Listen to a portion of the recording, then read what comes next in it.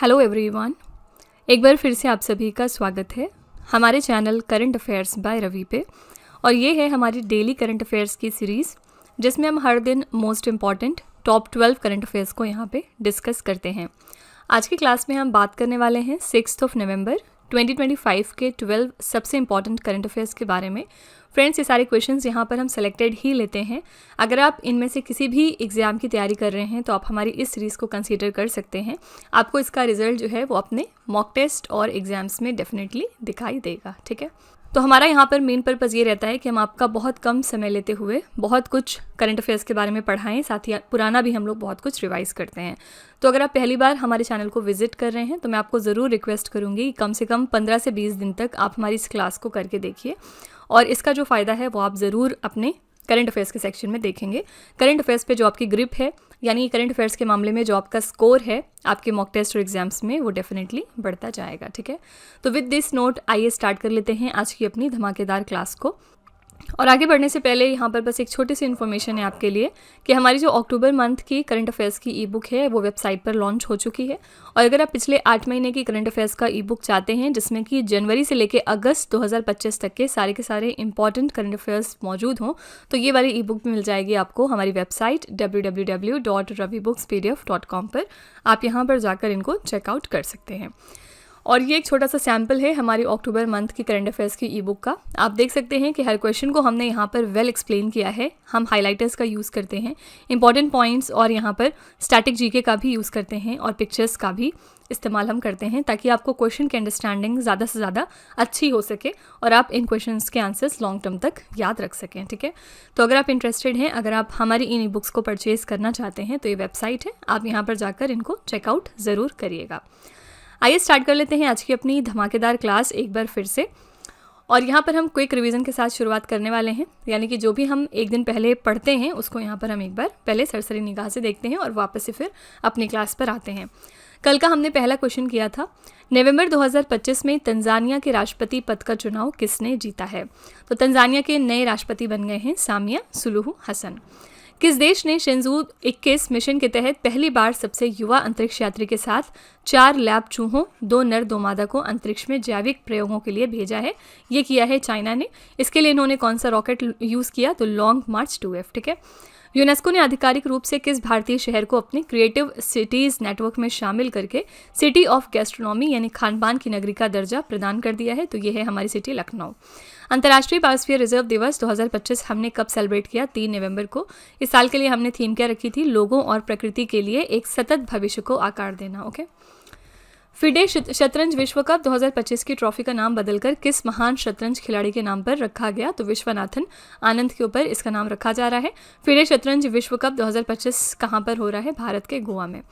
प्रवेग dynamics द्वारा भारतीय सेना के लिए पेश किए गए दुनिया के पहले परिचालन इलेक्ट्रिक सामरिक ऑल टेरेन व्हीकल का नाम क्या है? इसका नाम है वीर।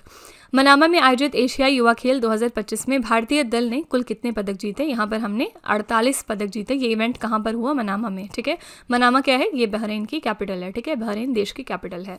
और यहाँ पर इनमें से 13 गोल्ड था, 18 सिल्वर था और 17 ब्रॉन्ज मेडल्स थे। किस भारतीय उच्च न्यायालय ने पहली बार आधिकारिक रूप से क्रिप्टो करेंसी को संपत्ति के रूप में मान्यता दी है? तो ये है मद्रास उच्च न्यायालय। नवंबर 2025 में 2 दशक लंबे कैरियर के बाद रोहन बोपन्ना ने संन्यास की घोषणा की। वो किस खेल से संबंधित हैं? रोहन बोपन्ना एक टेनिस प्लेयर है। केंद्रीय मत्स्य पालन, पशुपालन और डेयरी राज्य मंत्री जॉर्ज कुरियन ने भारत में पहली डिजिटल समुद्री मत्स्य पालन जनगणना का शुभारंभ कहाँ किया? इसका शुभारंभ हो गया है केरला के कोची में। नवंबर 2025 में रक्षा लेखा महानियंत्रक का कार्यभार किसने संभाला? तो विश्वजीत सहाय ने। स्वास्थ्य मंत्रालय के स्वस्थ नारी सशक्त परिवार अभियान के तहत भारत ने 3 गिनीज वर्ल्ड रिकॉर्ड बनाए। ये अभियान कब शुरू हुआ था? ये शुरू हुआ था 17 सितंबर 2025 को, यानी इस दिन प्रधानमंत्री नरेंद्र मोदी जी का जन्मदिन होता है। उनके 75वें जन्मदिन पर इसकी शुरुआत हुई। समापन इसका हुआ है 2 अक्टूबर को, यानी गांधी जयंती वाले दिन। ठीक है, तो ये हमारे most important top 12 current affairs थे जो हमने कल डिस्कस किए थे। और चलिए अब हम आज की क्लास पर आते हैं। आज का हमारा पहला क्वेश्चन है, नवंबर 2025 में प्रधानमंत्री नरेंद्र मोदी ने भारत के पहले डिजिटल जनजातीय स्वतंत्रता सेनानी संग्रहालय का उद्घाटन कहां पर किया है? तो प्राइम मिनिस्टर मोदी जी ने इनॉग्रेट कर दिया है इंडिया का पहला digital tribal freedom fighters museum Chhattisgarh के रायपुर में। ए ऑप्शन यहाँ पे करेक्ट हो जाएगा। इस संग्रहालय के बारे में कुछ फैक्ट्स देखते हैं। शहीद वीर नारायण सिंह स्मारक एवं जनजातीय स्वतंत्रता सेनानी संग्रहालय नामक ये भारत का पहला पूर्णतः डिजिटल संग्रहालय है जो जनजातीय वीरों को समर्पित है। इसका उद्घाटन किसने किया? प्रधानमंत्री मोदी जी ने 1 नवंबर को छत्तीसगढ़ के स्थापना दिवस के अवसर पर। और कहाँ पर किया? छत्तीसगढ़ के नवा रायपुर में। यह संग्रहालय छत्तीसगढ़ के आदिवासी स्वतंत्रता सेनानियों और उन लोगों को समर्पित है जिन्होंने ब्रिटिश शासन के खिलाफ लड़ाई लड़ी है। ठीक है, तो आपको याद रखना है कि ये जो इंडिया का पहला digital tribal freedom fighters museum है, ये इनॉग्रेट हुआ है छत्तीसगढ़ के रायपुर में।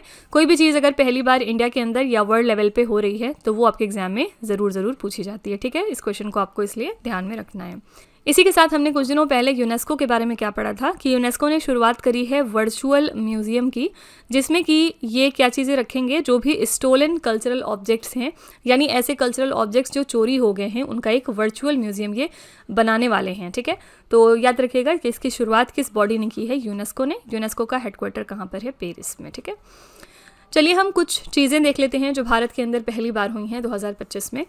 भारत का पहला पूर्ण साक्षर राज्य बन गया है मिजोरम। भारत का पहला क्वांटम कंप्यूटिंग गांव है आंध्र प्रदेश का अमरावती। भारत में ट्रेन में एटीएम स्थापित करने वाला पहला बैंक बना बैंक ऑफ महाराष्ट्र, और इन्होंने पंचवटी एक्सप्रेस में अपना एटीएम स्थापित किया है।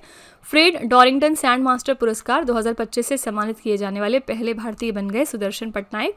भारतीय सेना ने पहली बार FPV कामिकेज ड्रोन का कहाँ सफलतापूर्वक परीक्षण किया है? तो पठानकोट में, यानी पंजाब में। देश की पहली स्वदेशी MRI मशीन का परीक्षण हो गया है एम्स दिल्ली में। भारत की पहली नाइट सफारी कुकरैल का निर्माण हुआ है उत्तर प्रदेश के लखनऊ शहर में। भारत का पहला जलमग्न संग्रहालय बनेगा INS गुलदार। भारतीय रेलवे के सहयोग से भारत का पहला हाइपरलूप परीक्षण ट्रैक लॉन्च किया है IIT मद्रास ने। भारत का पहला वन्यजीव बायोबैंक खुला है दार्जिलिंग चिड़ियाघर में। समान नागरिक संहिता को लागू करने वाला स्वतंत्र भारत का पहला राज्य बना है उत्तराखंड। ठीक है, ये आपके मोस्ट इंपॉर्टेंट क्वेश्चन है भारत में पहले से रिलेटेड, इनको आपको ज़रूर ध्यान में रखना है। अगला प्रश्न है, 1 नवंबर से धूम्रपान और वैपिंग पर पीढ़ीगत प्रतिबंध लगाने वाला दुनिया का पहला देश कौन सा बन गया है? कौन सी पहली ऐसी कंट्री है दुनिया में जिसने कि इम्पोज कर दिया है generational ban on smoking and vaping 1 नवंबर से? यहाँ पे करेक्ट आंसर हो जाएगा डी ऑप्शन, मालदीव्स। ठीक है, मालदीव्स ने ये बैन लगाया है। वैपिंग क्या चीज़ होती है? स्मोकिंग तो आप जानते हैं कि इसमें हम टोबैको को इनहेल करते हैं, और वैपिंग कोई भी ऐसी चीज़ जिसमें आप वैपर को इनहेल करते हैं, यानी जैसे एक तरह से नशा करना। ठीक, तो मालदीव 1 जनवरी 2007 या उसके बाद जन्मे लोगों के लिए पीढ़ीगत तंबाकू और वैपिंग प्रतिबंध लागू करने वाला दुनिया का पहला देश बन गया। इस ऐतिहासिक कानून के तहत इन लोगों के लिए तंबाकू उत्पाद खरीदना, बेचना या इस्तेमाल करना गैर कानूनी हो गया है। मालदीव्स की यहाँ पे बात करेंगे तो आप इसकी लोकेशन देख सकते हैं, और ये एक एशियन कंट्री है, यानी ये महाद्वीप इसका क्या है? एशिया। राजधानी है माले। मुद्रा कौन से चलती है? मालदीवियन रूफिया। राष्ट्रपति हैं यहाँ पे डॉक्टर मोहम्मद मुफीजू। मालदीव भारत के किस द्वीप के दक्षिण में स्थित है? तो लक्षद्वीप के। मालदीव कहाँ पर स्थित है? हिंद महासागर में। लक्षद्वीप और मालदीव द्वीप किस चैनल द्वारा अलग किए गए? तो 8 डिग्री चैनल के द्वारा। ठीक है, ये आपका स्टैटिक फैक्ट्स हो गया ऑल अबाउट मालदीव्स। मालदीव्स के बारे में हमने एक इंपॉर्टेंट करंट अफेयर्स पिछले दिनों क्या पढ़ा था? मालदीव्स ने अपने कंट्री में से माँ से शिशु में फैले जाने वाली 3 बीमारियों को एलिमिनेट कर लिया है। कौन सी ये 3 बीमारियां हैं? HIV, दूसरा है हेपेटाइटिस B और तीसरा है सिफिलिस। ठीक है, तो ये तीनों बीमारियां मालदीव्स देश से कम्प्लीटली एलिमिनेट नहीं हुई हैं, बल्कि जो माँ से शिशु में ये बीमारी संक्रमित होती है उस चीज़ को इन्होंने रोका है। ठीक है, ये चीज़ आपको ध्यान में रखना है। अगला प्रश्न है, पहले RK लक्ष्मण उत्कृष्टता पुरस्कार 2025 से किसे सम्मानित किया जाएगा? ये पहला RK लक्ष्मण एक्सीलेंस अवार्ड है, और ये अवार्ड किसको दिया जा रहा है? तो आंसर है एक्टर आमिर खान को। पहले RK लक्ष्मण उत्कृष्टता पुरस्कार 2025 से बॉलीवुड अभिनेता आमिर खान को सम्मानित किया जाएगा। ये पुरस्कार भारत के महान और दिवंगत कार्टूनिस्ट RK लक्ष्मण के परिवार द्वारा उनकी विरासत का सम्मान करने के लिए स्थापित किया गया है। आमिर को ये पुरस्कार 23 नवंबर को पुणे में प्रदान किया जाएगा। ठीक है, तो ये पहला ऐसा अवार्ड है जो स्टैब्लिश किया गया, और इसके पहले विनर कौन हो गए? आंसर है एक्टर आमिर खान। फिर से देखिए, वही बात है कि कोई भी चीज़ पहली बार होगी तो वो आपके एग्जाम के लिए डबल इम्पॉर्टेंट है। इसी तरह हमने इस साल रेमन मैग्सेसे अवार्ड के बारे में एक इम्पॉर्टेंट चीज़ क्या पढ़ी थी? रेमन मैग्सेसे अवार्ड को रिसीव करने वाली इंडिया की पहली ऑर्गेनाइजेशन कौन सी बन गई है? इसका नाम है एजुकेट गर्ल्स। ठीक है, तो इंडिया की तरफ से ये पहली ऑर्गेनाइजेशन है जिसको रेमन मैग्सेसे दिया जा रहा है। अगला प्रश्न है, 5 नवंबर 2025 को गुरु नानक देव जी की कौन सी जयंती प्रकाश पर्व के रूप में मनाई गई है? करेक्ट आंसर हो जाएगा 556। ये इनकी 556वीं जयंती थी इस साल। ठीक है, तो हर साल कार्तिक पूर्णिमा के दिन गुरु नानक जयंती मनाई जाती है। इस बार गुरु नानक जयंती 5 नवंबर को मनाई गई है। श्री गुरु नानक देव जी सिख धर्म के संस्थापक और सिखों के पहले गुरु थे। ठीक है, ये कुछ प्रमुख जानकारी है और यहाँ पर आप देख सकते हैं इनका जन्म हुआ था कार्तिक पूर्णिमा के दिन 1469 ईस्वी में। जन्म स्थान है राय भोई की तलवंडी। पिता का नाम है मेहता कालूचंद, माता का नाम है माता तृप्ता देवी। और भी बहुत सारी चीज़ें हैं, स्टैटिक जीके के फॉर्म में आप इनको याद रख सकते हैं। ठीक है, तो यहाँ पे करेक्ट आंसर हो जाएगा सी ऑप्शन 556। ठीक है, और नवंबर मंथ में अगर हम बात करें कुछ इंपॉर्टेंट डेज़ की, तो सबसे पहले 7 नवंबर को हम ऑब्जर्व करते हैं नेशनल कैंसर अवेयरनेस डे। ठीक है, यानी कैंसर के बारे में हम अवेयरनेस क्रिएट करने की इस दिन कोशिश करते हैं। 8 नवंबर को हम सेलिब्रेट करते हैं वर्ल्ड रेडियोग्राफी डे। ठीक है, तो ये दोनों कुछ इंपॉर्टेंट डेज़ हैं नवंबर मंथ से, आप इनको ध्यान में रखिएगा। अगला प्रश्न है tennis tournament Rolex Paris masters 2025 ATP 1000 में पुरुष एकल का खिताब किसने जीता है?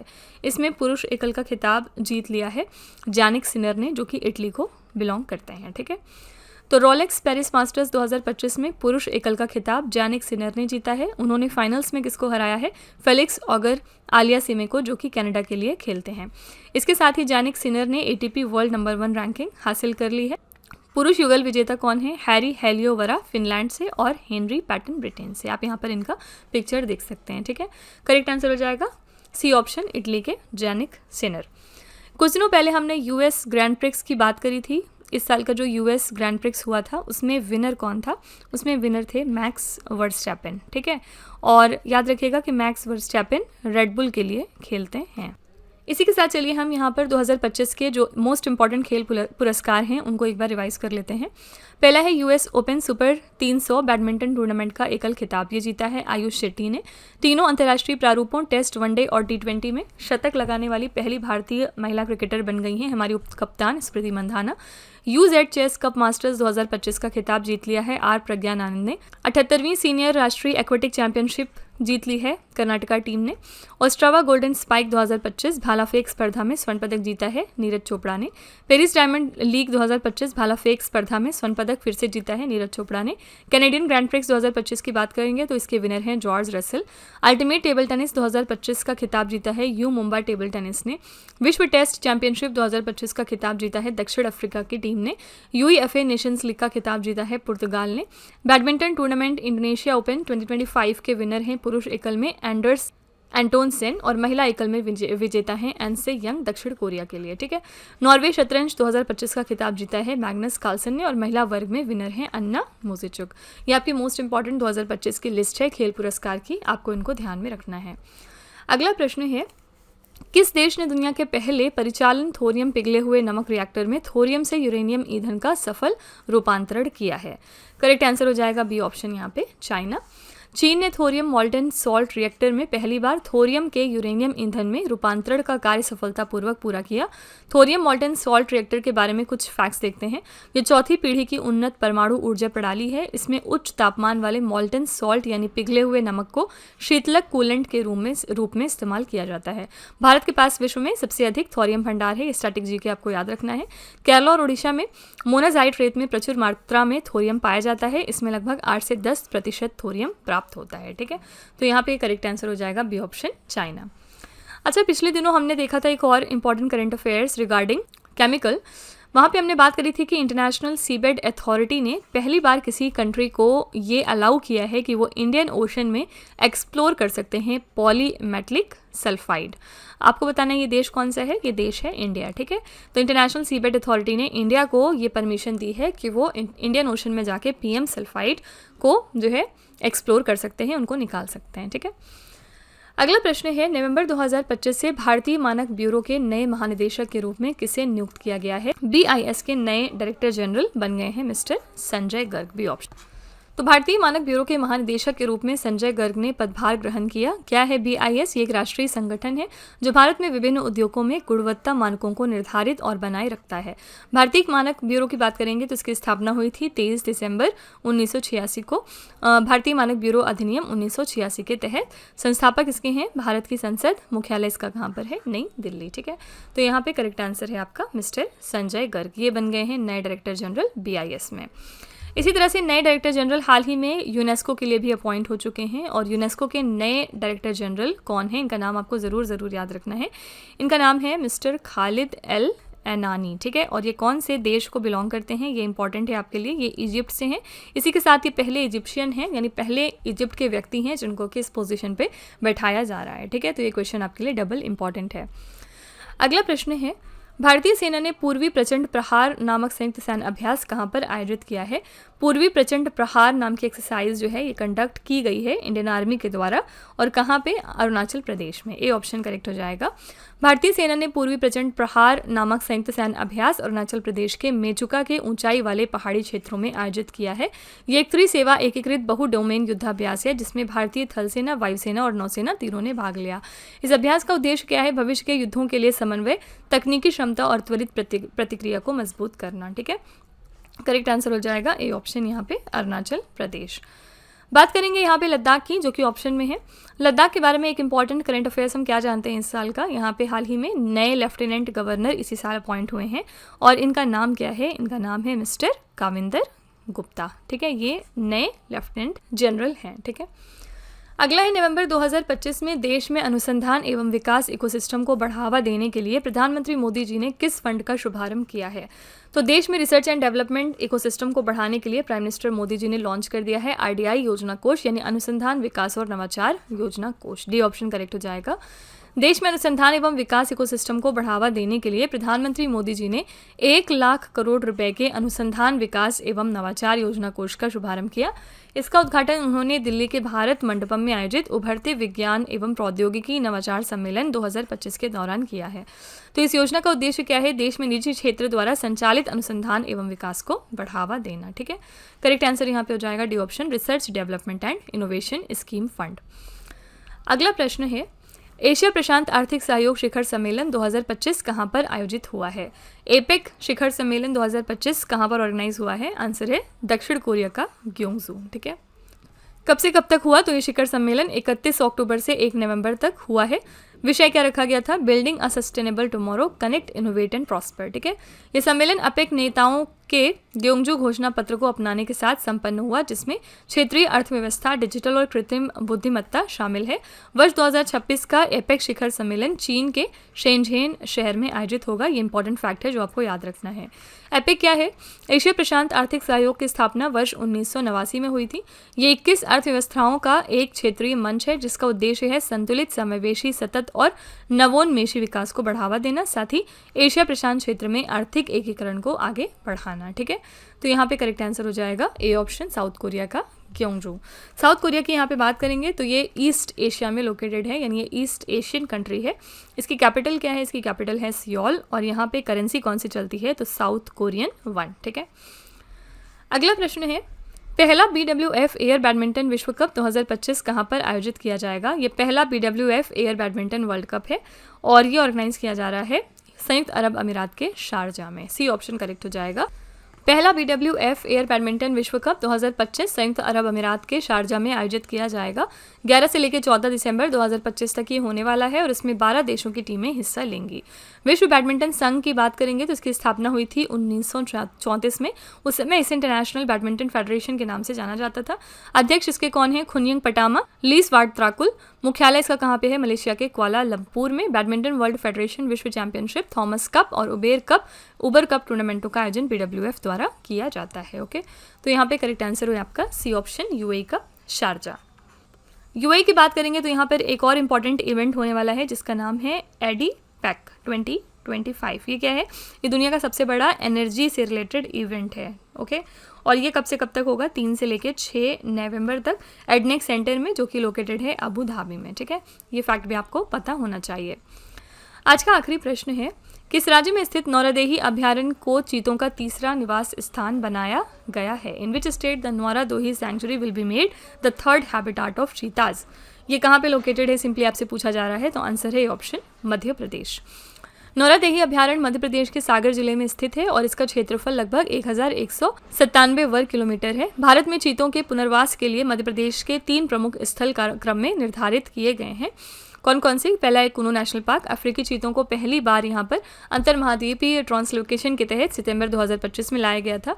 गांधी सागर अभ्यारण्य दूसरा है, कुनो नेशनल पार्क के बाद ये दूसरा इनका आवास स्थल है जहाँ के लिए अफ्रीकी देशों से 8 से 10 चीतों की नई खेप की तैयारी की जा रही है। और तीसरा अब हो गया है नौरादेही वन्यजीव अभ्यारण्य, यहाँ प्रथम समूह नामीबिया से लाने की योजना बनाई गई। ठीक है, तो आंसर है यहाँ पे ए ऑप्शन, मध्य प्रदेश। मध्य प्रदेश में वैसे भी बहुत सारे नेशनल पार्क्स हैं, जैसे कि कुछ रिवाइज कर लेते हैं। इसमें आपका पहला हो गया कुनो नेशनल पार्क, जिसके बारे में हमने पीछे बात करी। फिर यहाँ पे कान्हा भी लोकेटेड है, कान्हा नेशनल पार्क। इसके अलावा पेंच है, पेंच नेशनल पार्क। फिर इसके अलावा सतपुड़ा भी यहाँ पे है, Satpura tiger reserve as well as national park, और पन्ना नेशनल पार्क।